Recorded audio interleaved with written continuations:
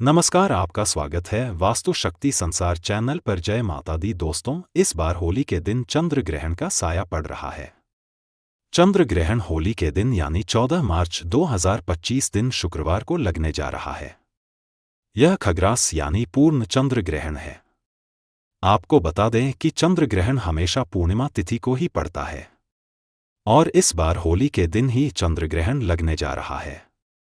तो आज हम आपको इस वीडियो में यही बताने जा रहे हैं कि 14 मार्च को लगने वाला चंद्र ग्रहण भारतीय समय के अनुसार कितने बजे शुरू होगा, इसका सही समय क्या है और इसका सूतक काल लगेगा या नहीं। साथ ही हम आपको बताएंगे कि यह चंद्र ग्रहण भारत में दिखाई देगा या नहीं। भारत के अलावा और किन किन देशों में यह चंद्र ग्रहण दिखने वाला है, इसकी भी सही जानकारी आपको मिलेंगे। साथ ही हम आपको बताएंगे कि इस चंद्र ग्रहण के दौरान आपको क्या क्या करना चाहिए और ऐसे कौन से काम हैं जो आपको चंद्र ग्रहण के टाइम भूलकर भी नहीं करने चाहिए। इस वीडियो में आपको 14 मार्च को लगने वाले चंद्र ग्रहण की कंप्लीट जानकारी मिलेंगे। लेकिन वीडियो शुरू करने से पहले आपसे रिक्वेस्ट है कि अगर अभी तक आपने हमारे चैनल को सब्सक्राइब नहीं किया है तो जल्दी से सब्सक्राइब करके बेल आइकॉन दबा दें। साथ ही इस वीडियो को लाइक करें और ज़्यादा से ज़्यादा शेयर करें। तो आइए शुरू करते हैं दोस्तों। इस बार होली का पर्व 14 मार्च को मनाया जा रहा है और इस बार 13 मार्च को होली का दहन किया जाएगा और इसके ठीक अगले दिन यानी 14 मार्च को रंग वाली होली खेली जाएगी। और इस बार रंग वाली होली के दिन ही यानी 14 मार्च को दिन शुक्रवार को साल का पहला चंद्र ग्रहण लगने जा रहा है। आपको बता दूं कि 14 मार्च का लगने वाला चंद्र ग्रहण एक खग्रास यानी पूर्ण चंद्र ग्रहण है। इसमें पृथ्वी चंद्रमा को पूरी तरह से ढक लेगी। दोस्तों, 14 मार्च का चंद्र ग्रहण एक ब्लू मून होगा। इस समय चंद्रमा गहरा लाल रंग में नजर आएगा। इस घटना को ब्लड मून कहा जाता है।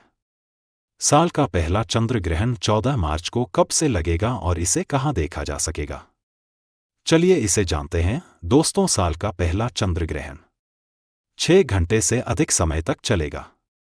इस दौरान यह उपछाया, आंशिक और पूर्ण ग्रहण के चरण से होकर गुजरेगा।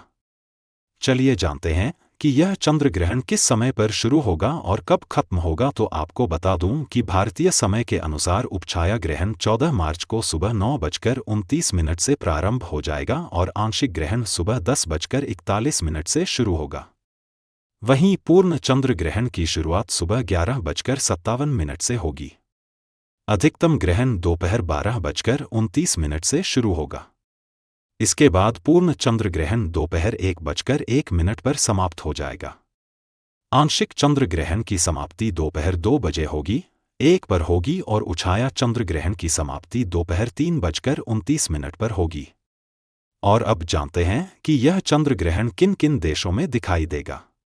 दोस्तों, यह चंद्र ग्रहण सिर्फ यूरोप, एशिया, ऑस्ट्रेलिया, अफ्रीका, उत्तरी और दक्षिणी अमेरिका के क्षेत्रों में प्रशांत, अटलांटिक, आर्कटिक महासागर, पूर्वी एशिया और अंटार्कटिक का आदि में दिखाई देगा।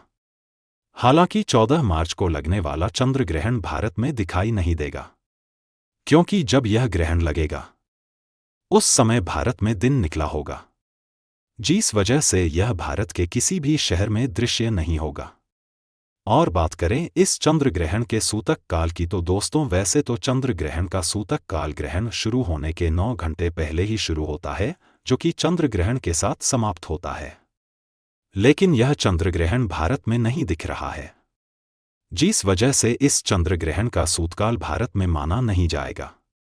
इस चंद्र ग्रहण का धार्मिक दृष्टि से भारत पर कोई भी प्रभाव नहीं पड़ेगा और ना ही इस दौरान पूजा पाठ के कार्यों में कोई बाधा आएगी।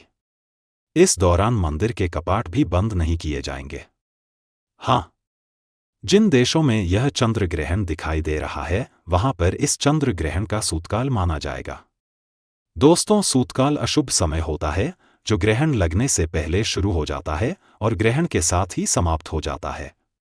यह भी ध्यान देने योग्य है कि सूतकाल में किसी भी प्रकार के शुभ कार्य करने की मनाही होती है। इस अवधि के दौरान किसी नए काम की शुरुआत भी नहीं करनी चाहिए। साथ ही इस समय भोजन पकाने या खाने से भी बचना चाहिए। यदि पहले से बना हुआ भोजन रखा हुआ है तो उसमें तुलसी के पत्ते या कुशाघास डाल देना उचित माना जाता है। इसके अलावा सूतक और ग्रहण के समय कुछ और नियमों का पालन करना आवश्यक होता है। इस दौरान दांतों की सफाई या बालों में कंघी करने से बचना चाहिए। नाखून काटना भी इस अवधि में वर्जित होता है। साथ ही ग्रहण का सूतक लगने से पहले घर के मंदिर को ढक देना चाहिए, क्योंकि सूतक और ग्रहण काल के दौरान देवी देवताओं की मूर्तियों को स्पर्श करना वर्जित माना जाता है। वे सभी लोग जो उस क्षेत्र में रहते हैं जहां यह चंद्र ग्रहण दिखाई दे रहा है, उन्हें कुछ आवश्यक सावधानियां बरतनी चाहिए। ग्रहण शुरू होने से पहले स्नान कर लेना चाहिए और ग्रहण काल के दौरान ध्यान लगाना चाहिए। इस समय अपने इष्ट देव या गुरुदेव के मंत्रों का जाप करना लाभकारी माना जाता है। यदि आप चाहें तो चंद्र ग्रहण के दौरान चंद्रमा के मंत्रों का भी जाप कर सकते हैं। इसके अलावा धार्मिक ग्रंथों का पाठ करना भी अत्यंत शुभ माना जाता है। ग्रहण समाप्त होने के बाद गंगाजल डालकर स्नान करना चाहिए। स्नान के उपरांत जरूरतमंद लोगों को अनाज, कपड़े या धन का दान अवश्य करना चाहिए। ग्रहण काल के दौरान भोजन करना, खाना पकाना, स्नान करना, शौच जाना और सोना वर्जित होता है। इसके अलावा इस दौरान तुलसी शमी के पौधों को भी नहीं छूना चाहिए। जब ग्रहण समाप्त हो जाए तो पौधों पर गंगाजल का छिड़काव करके उन्हें शुद्ध कर देना चाहिए। घर और पूजा स्थल को भी गंगाजल से शुद्ध करना जरूरी होता है। चंद्र ग्रहण के समय मंत्र जाप और ध्यान साधना अत्यंत शुभ फल प्रदान करती है।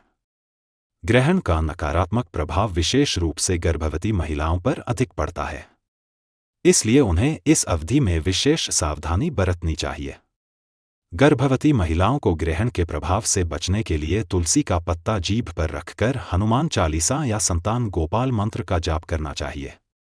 इसके साथ ही ग्रहण शुरू होने से पहले थोड़ा सा गंगा जल पी लेना भी लाभकारी माना जाता है। ग्रहण का सूतक लगने से पहले गर्भवती महिला को अपने पेट पर गेरू या लाल चंदन का लेप लगा लेना चाहिए।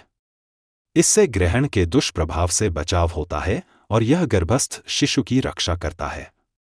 ग्रहण के दौरान गर्भवती महिला को अपने पास एक नारियल भी रखना चाहिए, क्योंकि यह नकारात्मक ऊर्जा को दूर रखने में सहायक होता है। इसके अलावा उन्हें अपने कमरे में गोबर से स्वास्थ्य का चिन्ह बनाना चाहिए और अपने गले में तुलसी की माला धारण करनी चाहिए। ग्रहण काल के दौरान लोहे की वस्तुओं को छूने से बचना चाहिए। विशेष रूप से दरवाजे की कुंडी या ताले को न खोलें और न ही बंद करें। साथ ही धारदार वस्तुओं का उपयोग भी इस दौरान वर्जित होता है। गर्भवती महिलाओं को इस बात का विशेष ध्यान रखना चाहिए कि ग्रहण की छाया उन पर ना पड़े।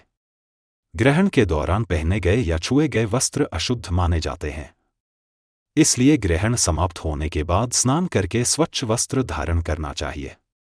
इसके बाद अपनी सामर्थ्य के अनुसार दान करना अत्यंत शुभ माना जाता है। चंद्र ग्रहण के पश्चात आटा, चावल, चीनी, मोती, सफेद वस्त्र, चांदी या धन का दान करने से विशेष लाभ प्राप्त होता है। यदि आपको यह जानकारी उपयोगी लगी हो तो अपने विचार कमेंट में अवश्य साझा करें।